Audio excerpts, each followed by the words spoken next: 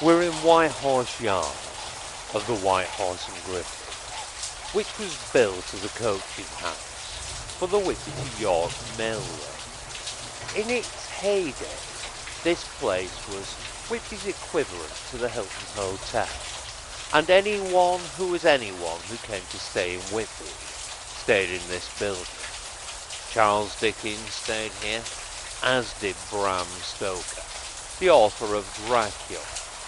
Alfred Lord Tennyson stayed in this building, as did Lewis Carroll. At the time Carroll was staying here, he had the best room overlooking the yard, and the yard was full of oyster shells, and it was the sight of all these oyster shells that inspired him to write his famous poem, The Walrus and the Carpenter. The mailroom of the White Horse and Griffin was often used to house local criminals, and a great many of these were later deported to Australia. Certainly, during the 18th century, the White Horse and Griffin was an important meeting place for members of the local smuggling fraternity. Sadly, it was the White Horse and Griffin's success as a drinking establishment that led to its downfall, and in 1945 it was closed down due to after-hours drinking. The White Horse and Griffin only reopened in the 1980s, briefly for one season as a waxworks museum. It has now been converted back to its original condition as an inn. This building has, at very least, 2 ghosts, and the first of these I would like to mention is the ghost of the old landlady, a Mrs. Bowler, who was around in the 1900s.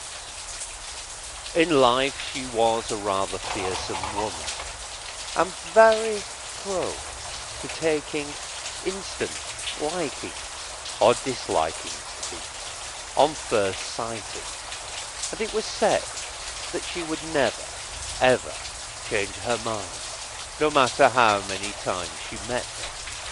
One particular cold frosty morning, Mrs. Bowler was walking down the steps at the side of the building when she slipped and cracked her head and died, I guess, rather horribly. The ghost of the old landlady is very rarely seen. However, she does make her presence felt in another way.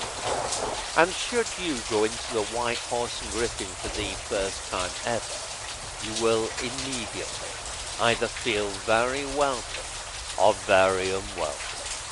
Never anything in between, and that will never change, no matter how many times you visit the building.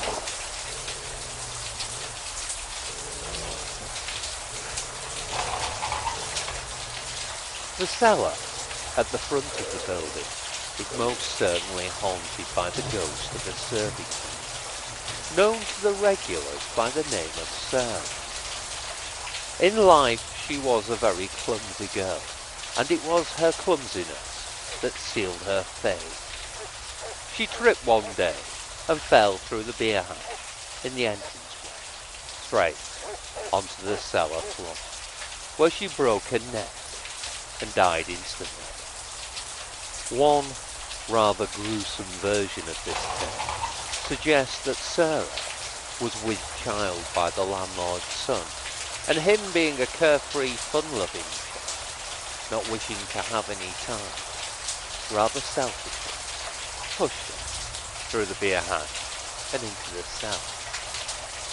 To this day, the serving maid haunts the cellar of the White Horse and Griffin. She is not seen very often though. However, she does have this rather sweet habit of grabbing and suspecting visitors to the cellar by the shoulders and giving them a jolly good squeeze. The top floor of this building is haunted by the ghost of an old sea captain, and he is seen quite frequently. His uniform dates him within the 18th century, and the old sea captain has one outstanding feature: a great love of keys. And guests staying on the top floor of this building are well advised not to leave keys lying around, because the old sea captain will most certainly have them, and they will never be seen again.